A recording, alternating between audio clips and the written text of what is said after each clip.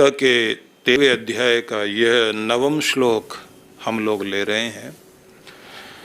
कुछ गीता में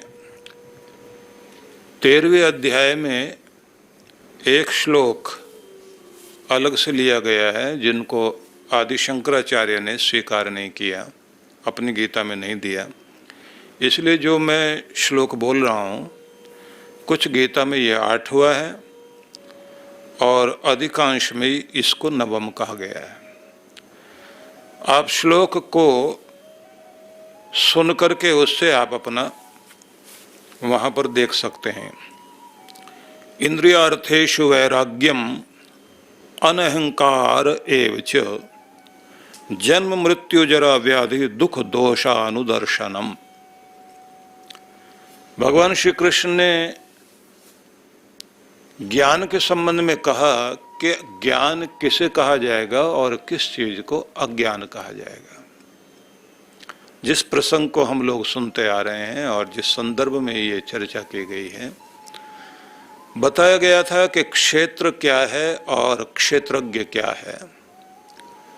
इस सब के साथ में क्षेत्र का मतलब शरीर का, पिंड का वर्णन करते समय उसकी शक्तियों का वर्णन किया गया, लेकिन साथ साथ ये भी दर्शाया गया कि हमारा ये शरीर जो है यह हमारे कर्मों के कारण, पिछले जन्म के कर्म के कारण हमें ये शरीर मिला और हमारे सबके साथ इस शरीर रूपी खेत में बहुत सारे पहले से ही बीज ऐसे बोए गए हैं जिनके कारण जन्म के बाद जन्म, फिर जन्म और सुख दुख की अनुभूति प्रत्येक जीवात्मा को शरीर के माध्यम से करनी पड़ती है।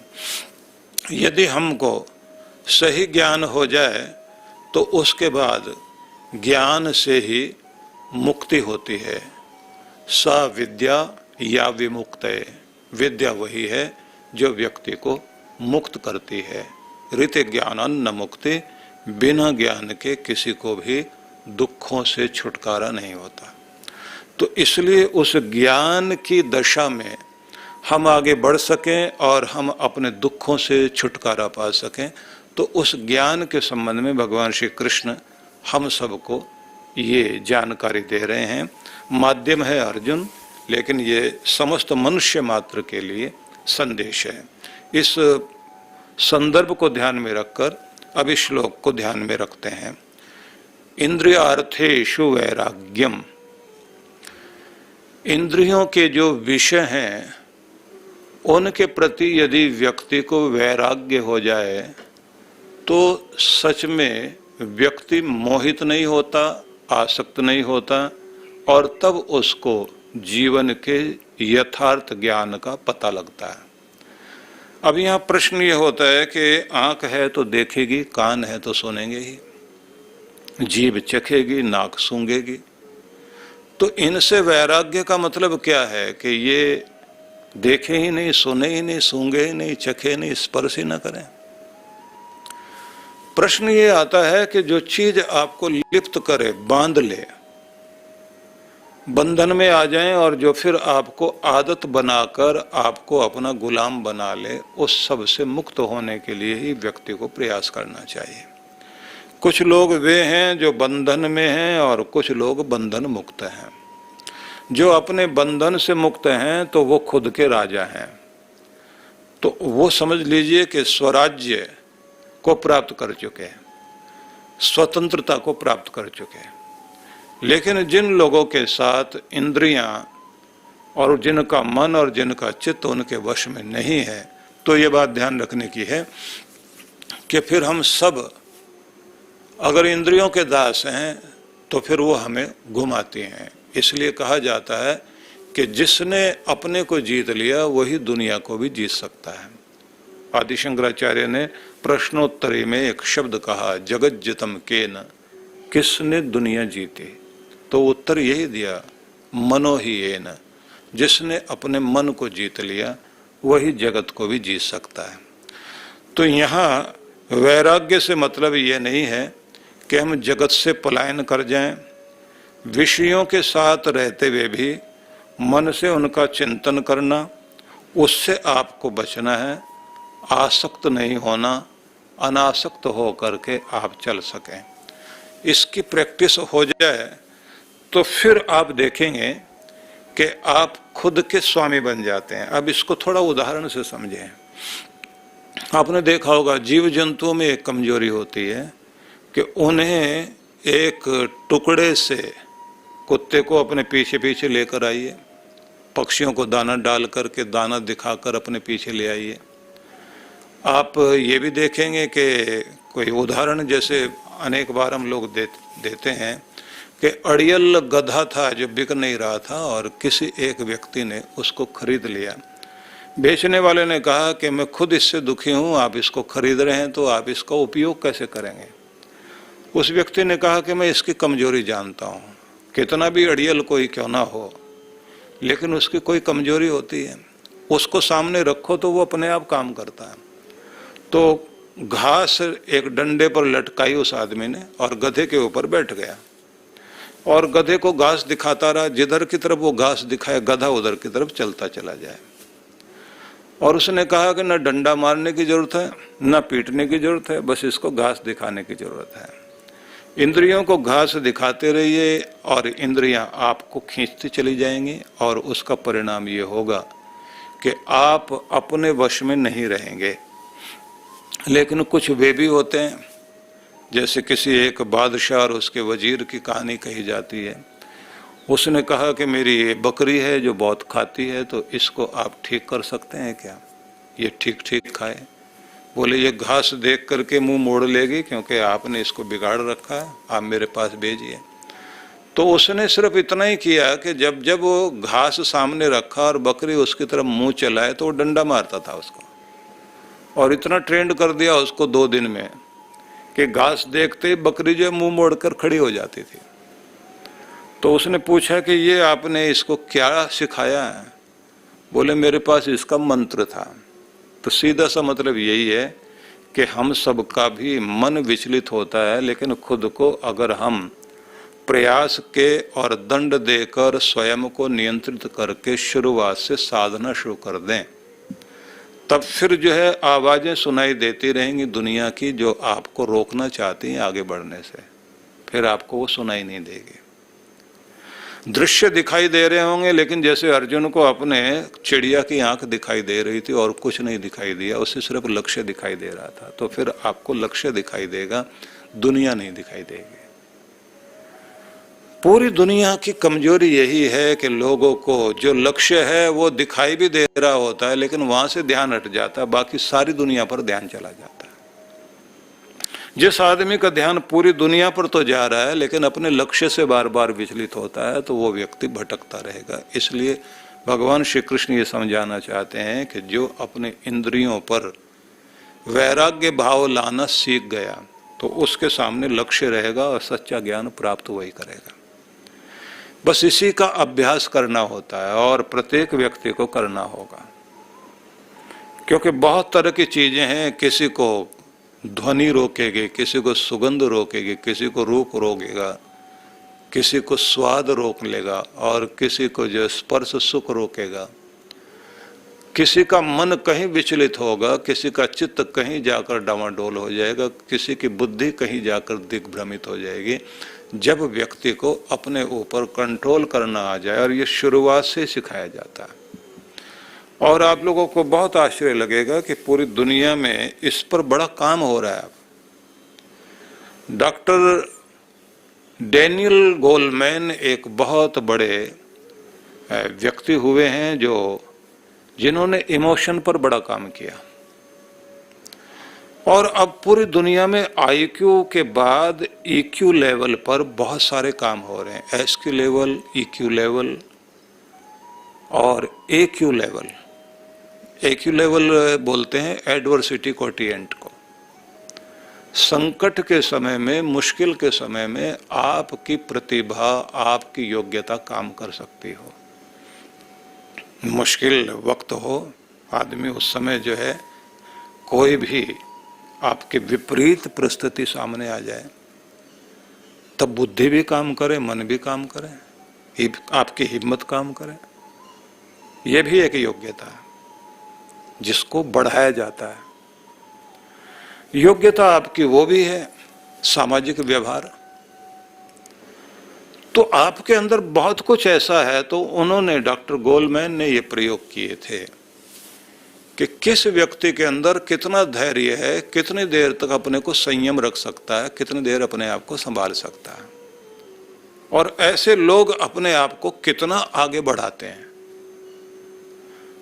तो 20 बच्चों पर उसका प्रयोग पहला जो था वो बड़ा अद्भुत रहा था, जिसमें उन्होंने ये किया कि 10 बच्चों के सामने 20 बच्चे इकट्ठे किए, उनके सामने खास तरह की मिठाई रखी और ये कहा कि ये सब तुम लोगों को दी जाएगी, लेकिन एक एक पीस मैं अभी तुम्हें देता हूं, या ऐसे कह लीजिए एक एक चॉकलेट उसने पहले पकड़ाई और कहा कि डबल मिलेगी उनको जो मेरे आने तक इसको खाएंगे नहीं। अब बच्चों के हाथ में चॉकलेट है और डॉक्टर गोलमैन जो है वो कमरे में चले गए और वहां एक शीशा खिड़की में लगा हुआ था, वहां से वो झांक कर बच्चों को देख रहे हैं। अब चॉकलेट देखते देखते बच्चे ये कहें है तो बहुत अच्छी, थोड़ी सी तोड़ के खाते हैं और उसके ऊपर रैपर ऐसे लगा देंगे। तो चालाकी सोचते आदमी जब लालच आता है, तो जब भी आपके अंदर कोई खोट आएगा तो साथ में बुद्धि उसी तरफ घूमने लग जाती है, चालाकी सूझने लग जाती है। उसने रैपर को एक जगह से खोला और उसमें से थोड़ा सा टुकड़ा मुंह में डालकर खाया और उसने सबसे कहा कि बहुत ही स्पेशल है। दूसरों ने भी शुरू किया, किसी ने आधी खा करके रैपर लगा दिया, उसके बाद में फिर वो रुके रहे, लेकिन फिर मन माना नहीं कि अब तो खा ही लेते हैं, डबल क्या लेना है, इतना तो खा ही लें। 10 बच्चे ऐसे निकले जिन्होंने जो है उनके आधा 1 घंटे आने तक उसको खा के खड़े हो गए। 10 बच्चों ने ये कहा कि नहीं हम नहीं खाएंगे, जब तक वो नहीं आ जाए डबल ही लेंगे, बड़ा सुख लेंगे, छोटे लालच में क्यों पड़ना। अब उनका धैर्य कितना बड़ा था कि ललचाने वाली चीज बच्चे के सामने है, और आप लोग जानते हैं कि बच्चे का जो ध्यान होता है वो ज्यादातर स्वाद वाली चीजों पर बहुत ज्यादा होता है। उसके लिए वो लड़ने झगड़ने को, रोने के लिए, पांव पीटने को तैयार हो जाएगा। 45 मिनट के बाद जब डॉक्टर गोलमैन आए तो उन्होंने उन बच्चों को अलग कर लिया, जो जिन्होंने अपनी चॉकलेट हाथ में पकड़ी हुई थी और जो खा चुके थे उनको अलग किया, और उसके बाद उनके ऊपर 10 साल तक नजर रखी गई। एक टीम ने नजर रखी कि आगे वो क्या बनते हैं बच्चे। आश्चर्यजनक बात ये थी कि जो बच्चे धैर्य वाले थे, अपने को कंट्रोल कर सकते थे, वो अपने अपने फील्ड में बहुत आगे पहुंचे। जो जल्दी बहक जाए, जल्दी अपना मन खराब कर ले, जल्दी उदास हो जाए, जल्दी खुश हो जाए, ऐसे बच्चे ज्यादा कुछ आगे नहीं पहुंच पाए। तो इस बात को जरूर ध्यान रख लीजिए कि पूरे संसार भर में प्रयोग हो रहे हैं कि आपका स्वयं पर नियंत्रण कितना है। इसलिए इस ज्ञान को आप ऐसे मत मान लीजिए कि ये वैराग्य शब्द कह दिया गया, इंद्रियों के विषय को जो है वैराग्य करें, ये एक पारिभाषिक शब्द है, लेकिन वास्तव में देखा जाए ये एक व्यक्तित्व को निर्माण करने के लिए एक पूरी व्यवस्था है। मैंने थोड़ी व्याख्या करके इसलिए बताया आपको कि जिससे हम लोग आगे के शब्दों पर महत्व दे सकें। अब मैं थोड़ा और जल्दी से चलता हूं।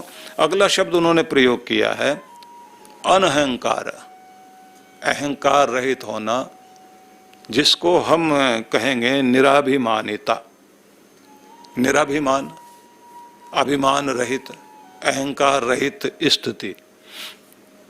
देखिए, प्रत्येक व्यक्ति के गुण, जीवन का एक गुण है कि वो आत्मसम्मान को सब कोई महत्व देते हैं और देना भी चाहिए। एक व्यक्ति होता है कि जो अपने आत्मसम्मान को इतना अधिक महत्व देता है, अपनी मैं को इतना महत्व देता है कि दूसरे के सम्मान को किसी भी कीमत पर स्वीकार करने को तैयार नहीं। उसकी मैं ज्यादा बड़ी होती है, अपने को सर्वश्रेष्ठ मानना, और दूसरे व्यक्ति को कुछ भी नहीं मानना, अपनी अकड़ में रहना, ये एक ऐसी चीज है जो व्यक्ति को कभी भी आगे नहीं बढ़ने देती। इसलिए कहते हैं कि नम्रता गिरने नहीं देती और अभिमान उठने नहीं देता। इसको दूसरे ढंग से भी कहा जाता है कि स्वाभिमान हो आप में तो गिरने से बचाएगा, और अभिमान होगा तो वो डुबाएगा। दोनों में बहुत पतली सी एक रजत रेखा है, एक सिल्वर लाइन है, जहां से पता लगता है यहां से अभिमान शुरू होता है और यहां से स्वाभिमान।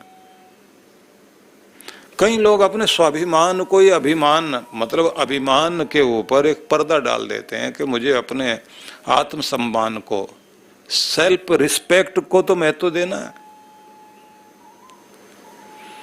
ध्यान में भी हम लोग एक चीज सिखाया करते हैं कि आप अपने आप को बुरा कहना छोड़िए, अपने को कोसना छोड़ दीजिए, अपने आप को लानत भेजना छोड़ दीजिए। हर समय अपने लिए बुरा बुरा मन में जो सोचते रहते हैं, दुनिया तो आपको बुरा कह ही रही है, दुनिया तो आपको पीछे ले जाना ही चाहती है, आप अपनी नजरों में खुद को क्यों गिरा रहे हैं? अपना सम्मान करो, बड़ा महत्वपूर्ण है ये। लेकिन अपना सम्मान करते करते आप जब अपनी अकड़ में आ जाएं, अपने अभिमान में आ जाएं और दूसरे को कुछ भी नहीं समझें, तो यहां से अभिमान शुरू होता है और फिर इसकी कोई सीमा रेखा नहीं है। जिन लोगों के अंदर बहुत बड़ा अभिमान का प्रभाव रहता है, वो लोग फिर क्या बन जाते हैं? अगर इसको देखना चाहें तो किसी रावण के चरित्र को आप देखिए, दुर्योधन के चरित्र पर दृष्टि डालिए, कंस के चरित्र पर दृष्टि डालिए। शिशुपाल जो ईर्ष्या से बंधा हुआ है, उसे बर्दाश्त ही नहीं हो पा रहा है कि किसी का सम्मान हो रहा है तो क्यों हो रहा, और मेरे अपने रिश्तेदार का। आप जरासंध के बारे में महाभारत के पात्र हैं ना। और इसी तरह के बहुत सारे वे लोग जिन्होंने जो है कहीं तानाशाही चलाई। अभी भी कितने सारे लोग हैं जिनके पास, क्योंकि नियम यह है कि सत्ता, शक्ति, साधन, संपत्ति और अधिक सम्मान मिल जाने के बाद व्यक्ति अपने अहंकार में इतना अधिक आगे आ जाता है कि वो किसी को कुछ भी नहीं समझता। सभी लोग नम्र बने रहते हैं, लेकिन पता तो तब लगता है जब आपके पास धन आ जाए, पद प्रतिष्ठा आ जाए, रूप लावण्य आ जाए, शक्ति आ जाए, किसी कुल का अभिमान। ये सारी चीजें हैं जो व्यक्ति को 22 तरह के मद माने गए हैं, जो आदमी को ऐसा कर देते हैं कि वो एक नशे में जैसे चल रहा होता है, जैसे शराबी व्यक्ति जो नशे में आकर कुछ भी करने लग जाए। तो इसलिए हम बस इतने ही इस बात को ध्यान में रख लें कि जब तक हमारे अंदर ये अहंकार है, हम परमात्मा के निकट भी नहीं हो सकते और सच्चे ज्ञान को प्राप्त नहीं कर पाएंगे। क्योंकि ज्ञान प्राप्ति का भी नियम ये है कि आपको झुकना होता है। तो इसलिए ये शब्द याद रखने योग्य है कि तरने को है नम्रता और डूबन को अभिमान। किसी को अगर तरना है, ऊंचा उठना है, तो नम्रता अपना है, डूबना हो तो अभिमान। इसलिए श्री कृष्ण भगवान ने अहंकार रहित होकर चलने को बहुत महत्व दिया। और ये बात भी ध्यान रख लें हम लोग कि हमारे सारी साधना में और समस्त ध्यान और भक्ति में सबसे पहले हमें अपनी मैं को भुलाना होता है, खुद को भूलना होता है, अपने अहम को गलाना होता है। यहीं से शुरुआत होती है कि हमारी भक्ति आगे बढ़ती है। इसलिए कहते हैं जो बंदा खुद ही से जुदा हो गया, खुदा की कसम बस खुदा हो गया। इस बिंदु के बाद अब अगले बिंदु पर हम लोग चलेंगे। गीता के जिस विचारने बिंदु पर हम लोग पहुंचे थे, आइए अब उससे थोड़ा आगे बढ़ते हैं।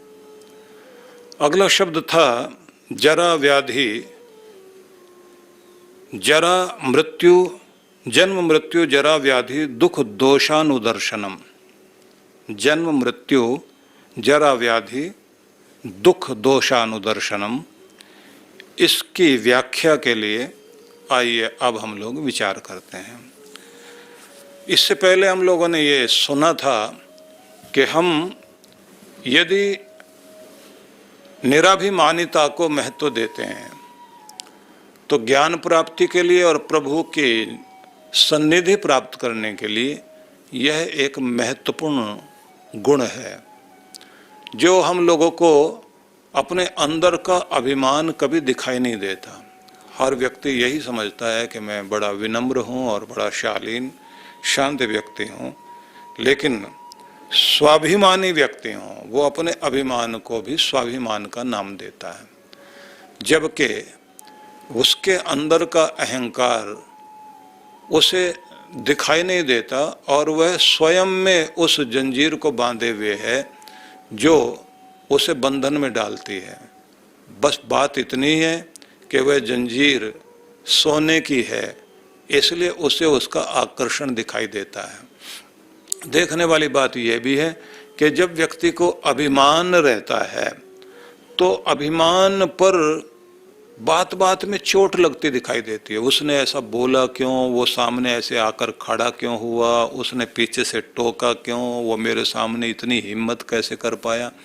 और इसी समय में हम देखते हैं कि जितना बड़ा अभिमान उतना ही बड़ा गुस्सा और उतना बड़ा ही व्यक्ति के अंदर उत्तेजना आती है, उतना ही चोट पहुंचाने की कोशिश करता है।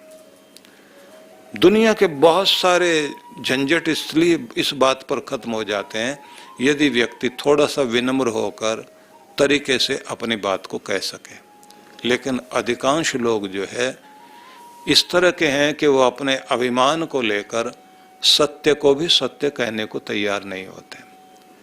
इसलिए भगवान श्री कृष्ण ने अहंकार रहित होकर जीने के लिए बहुत बड़ा बल दिया है। तो इसी को ध्यान में रखकर अब अगले शब्द पर हम लोग चलते हैं। जन्म मृत्यु जरा व्याधि दुख दोषानुदर्शनम। यहाँ शब्द है अनुदर्शनम। अनुदर्शन मतलब जो बाद में होता हुआ दर्शन होता या किसी चीज को बारंबार दोहराया जाए, तो इन दोनों को ध्यान में रख करके अब विचार कीजिए। अनुदर्शन किस चीज का अनुदर्शन? तो यहां बताया गया है कि जन्म मृत्यु जरा वृद्धावस्था और व्याधि मतलब बीमारियां, जितने भी प्रकार के इस तरह की चीजें हैं उन सब में दुख आदि में दोष का दर्शन करना, इसको हम क्या कहेंगे? वर्तमान स्थिति में यदि आप किसी रोग से पीड़ित हैं, कोई भी व्यक्ति, या मृत्यु जैसी कष्टप्रद स्थिति से होकर व्यक्ति गुजरा हो, अपमान जैसी स्थिति से होकर गुजरा हो, उसके दोष का बार बार चिंतन करना या उसको बार बार मन में देखना। आप सोचेंगे इससे क्या होगा? बस यही समझने वाली बात है। किसी भी चीज को चिंतन करने के बाद उसकी पीड़ा को ध्यान में रखकर आपके अंदर एक क्रांति घटित होती है। वह क्रांति क्या करती है कि ये चीज दोबारा नहीं होनी चाहिए। फिर बीमार पड़ो, क्यों? फिर मैं ऐसे बुढ़ापे का दुख भोगूं जिसमें इतना लाचार हो जाऊं कि जिनकी सहायता मैंने पूरे जीवन भर की है और वो मेरी सहायता के लिए सामने खड़े ना हो,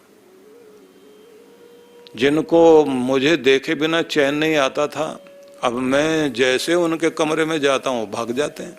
बूढ़े व्यक्ति की यही समस्या है। बूढ़ा व्यक्ति सबसे बात करने के लिए जाता है और बच्चे हाथ में फोन पकड़कर बात करते करते दूसरे कोने में चले जाते हैं। अब मैं ऐसे बुजुर्गों को देखता हूं जो ये कहते हैं क्या मेरे शरीर से कोई स्मेल आती है या मैं कोई रावण हूं, राक्षस हूं जो ये मेरे से इतने दूर भाग रहे हैं। और बुरी अवस्था तो तब है जब व्यक्ति से ठीक से खाने पीने में, चलने उठने बैठने में भी दिक्कत हो और दुनिया दूर भागती हो। उससे भी बुरी अवस्था तब होती है जब व्यक्ति के पास में रुपया पैसा साधनहीनता वाली स्थिति आ जाए। कुछ लोगों के पास में वो बहुत अमीर होते हैं और उनके पास पैसा बहुत होता है, लेकिन पैसा होने के बाद भी मूर्खता करते हैं। अपने बच्चों को उठाकर मोह ममता में आकर सब कुछ दे दिया और उन्होंने सब कुछ ले लिया।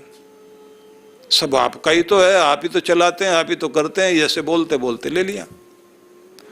अब जब पिता को पैसे की जरूरत पड़ती है तो वो क्या बोलते हैं, अभी तो इतने पैसे हैं नहीं, थोड़े दिनों के बाद में देख लेंगे फिर। और ऐसा आपको जरूरत भी क्या है, आप कहीं दान पुण्य कर दोगे, आप इधर उधर दे दोगे। जिस आदमी ने जिंदगी से कभी किसी के आगे हाथ नहीं फैलाया और देता ही रहा हो, शरीर भी बेबस है, कमा अब नहीं सकता और पैसे दे चुके हैं।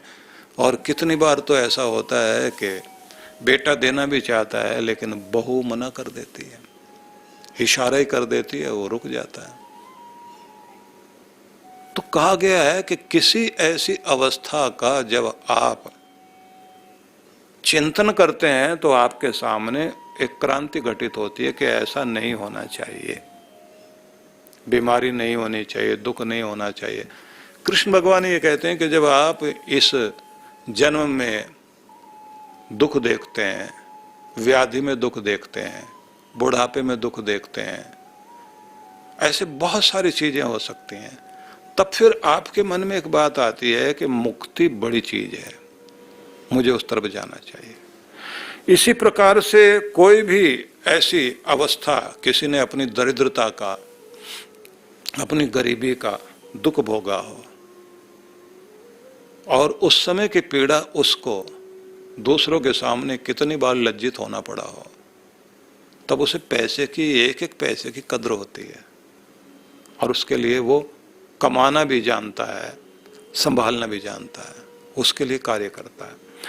तो किसी चीज का अनुदर्शन करना ये आध्यात्मिक रूप से एक क्रांति उत्पन्न करता है।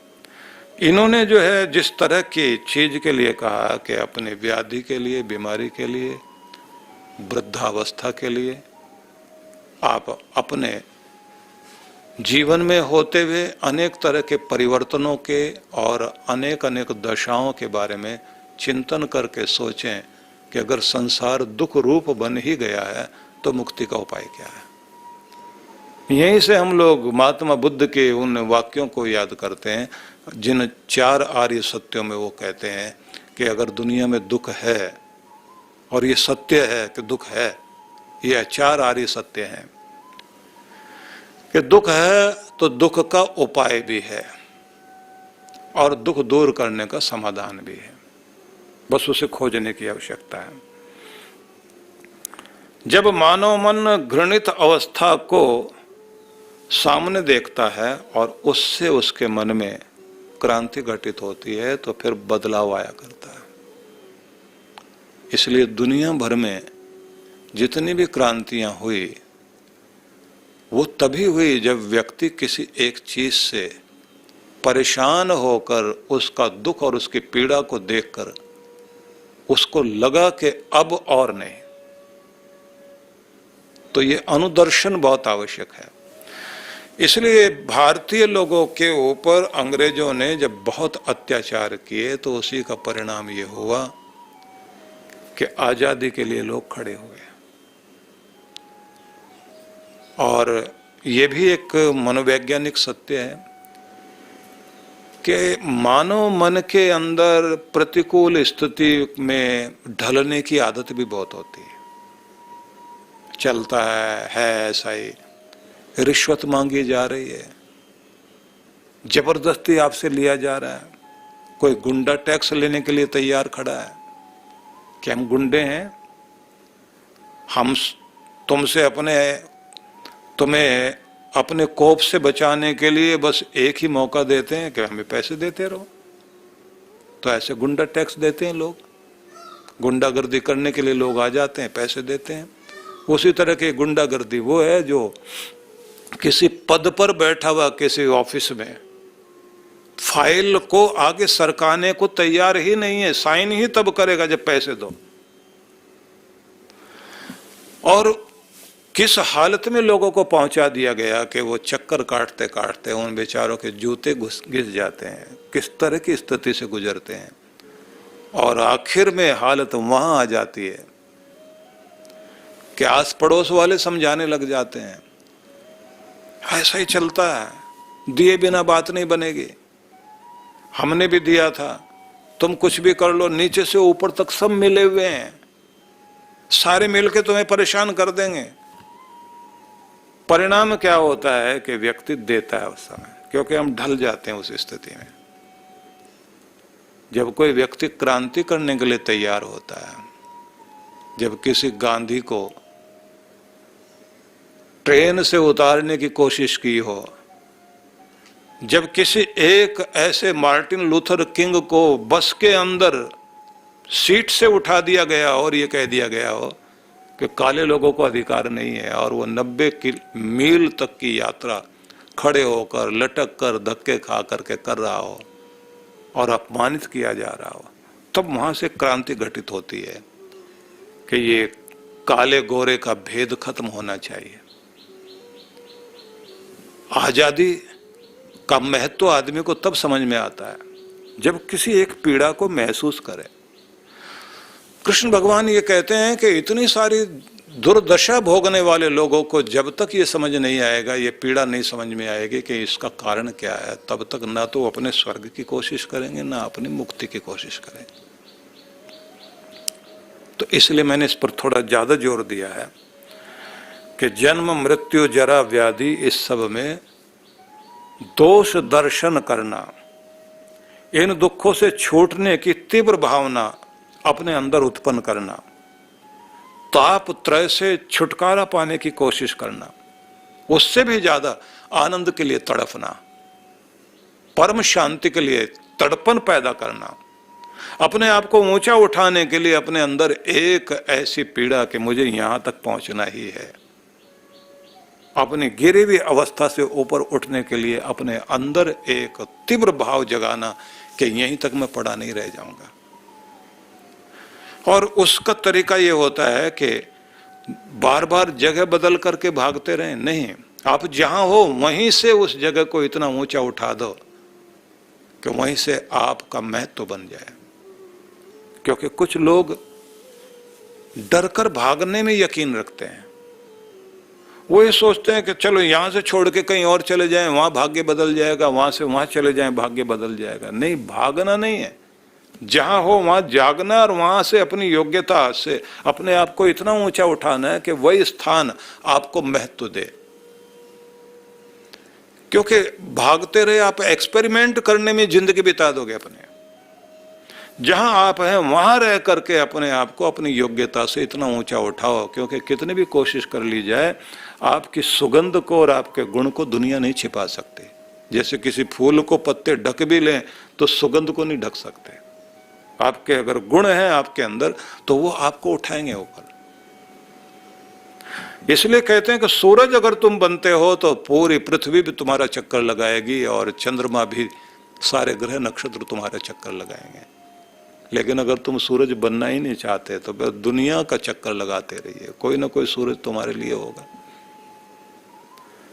तो दोष दर्शन जब तक आप करोगे नहीं और शुभ के लिए आप प्रयत्न करोगे नहीं, तब तक आप ये नहीं देख सकते कि जैसे सिद्धार्थ की जिंदगी में बुद्ध बनने तक की एक यात्रा है कि उसने बूढ़े व्यक्ति को चलते हुए देखा, बीमार को देखा, उसने एक अर्थी को देखा, और उसके बाद उसके अंदर एक परिवर्तन आता है।